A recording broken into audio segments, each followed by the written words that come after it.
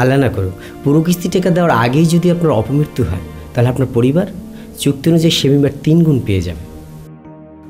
Yes, এই পথটি ছাড়া আমার যে আর অন্য কোনো পথ খোলা নেই।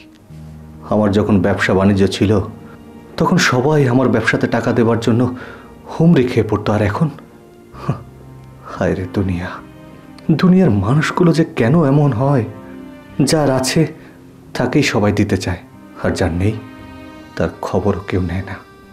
এখন মনে হচ্ছে এই ভূচিত্রে একমাত্র আমিই বোকা ছিলাম, যেই আমার কাছে সাহায্য চেয়েছে তাকেই দিয়েছি, আর আজকে আমার বিপদে কারো কাছ থেকে কোনো হেল্প পাচ্ছি না।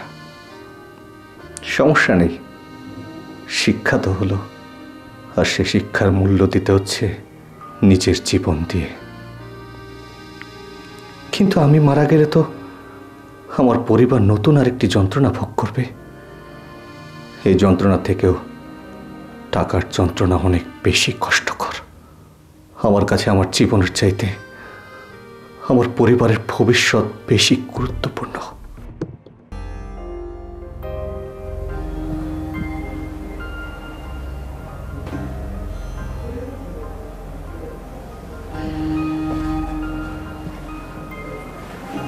কি ব্যাপার, হঠাৎ তুমি আজকে?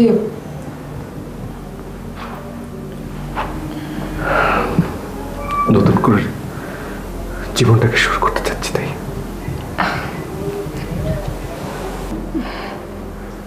কি করবে? দেখি কি করা যায়।